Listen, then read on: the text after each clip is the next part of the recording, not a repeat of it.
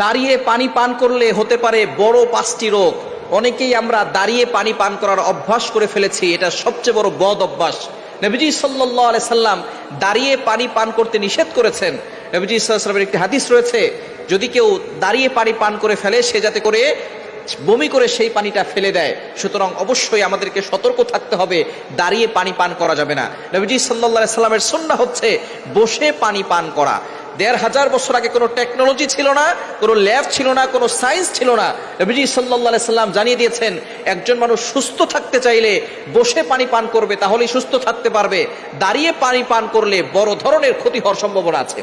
বর্তমান চিকিৎসা বিজ্ঞানীরা নিয়ে গবেষণা করেছে, তারা গবেষণা করে দেখেছে যে একজন মানুষ সুস্থ থাকতে চাইলে বসে পানি পান করলেই সে সুস্থ থাকতে পারে, দাঁড়িয়ে পানি পান করলে তার বড় ধরনের 5টি রোগ হতে পারে। এক নাম্বার হচ্ছে তার কিডনি নষ্ট হয়ে যেতে পারে। যখন কোনো ব্যক্তি বসে পানি পান করে তখন তার এই কিডনি ভাগ করে সুন্দর করে ফিল্টার করতে পারে পানিটাকে, কিন্তু সে যখন দাঁড়িয়ে পান করে এবং এটাকে অভ্যাস করে ফেলে, বারবার দাঁড়িয়ে পানি পান করে, তখন তার কিডনিতে সমস্যা পড়ে, কিডনিতে এফেক্ট পড়ে, বিভিন্ন ধরনের রোগ তার কিডনিতে ধরা পড়ে।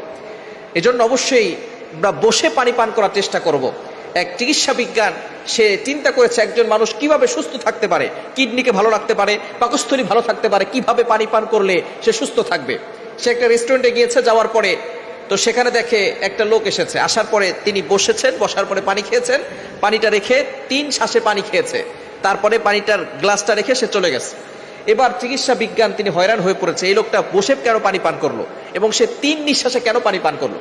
এবার সে খোঁজাখুঁজি করা শুরু করছে। লোকটা যখন চলে যাচ্ছিল তখন তাকে ডেকেছে, ডাকার পর বলতেছে, তুমি কেন বসে পানি পান করলে এবং তুমি 3 নিঃশ্বাসে কেন পানি পান করলে? বলে, এটা হচ্ছে আমার নবীর সুন্নাত। তোমার নবীকে? বলে, মুহাম্মদ সাল্লাল্লাহু আলাইহি ওয়াসাল্লাম। এই মুহাম্মদকে সে চিনে না, মুহাম্মদকে। এবার সে গুগলে সার্চ করা শুরু করলো। সে মনে মনে চিন্তা করতে লাগলো, মুহাম্মদকে দেখে 1500 বছর আগের ইতিহাস হচ্ছে মুহাম্মদ সাল্লাল্লাহু আলাইহি ওয়াসাল্লামের ইতিহাস। এবার ইতিহাস পড়লেন, পড়ার পরে দেখলেন যে তখন তো কোনো সায়েন্স ছিল না, ল্যাব ছিল না, টেকনোলজি ছিল না, তুমি কিভাবে বসে বসে পানি পান করলে তোমার নবী সাল্লাল্লাহু আলাইহি ওয়াসাল্লামের সুন্নাতকে ভালোবেসে, নবীকে ভালোবেসে। তবে আমি এটা নিয়ে গবেষণা করতেছি কিভাবে একজন মানুষ সুস্থ থাকতে পারে। তো আজকে দেখলাম তুমি যেভাবে বসে পানি পান করেছো এবং 3 নিঃশ্বাসে পানি পান করেছো, একজন মানুষ যদি এভাবে পানি পান করে তাহলেই সে সুস্থ থাকতে পারে এবং তার সুস্থ থাকা সম্ভব, এবং তাকে অন্য কোনো ধরনের ঔষধ সেবন করার কোনো প্রয়োজন নাই। সুবহানাল্লাহ বিহামদি।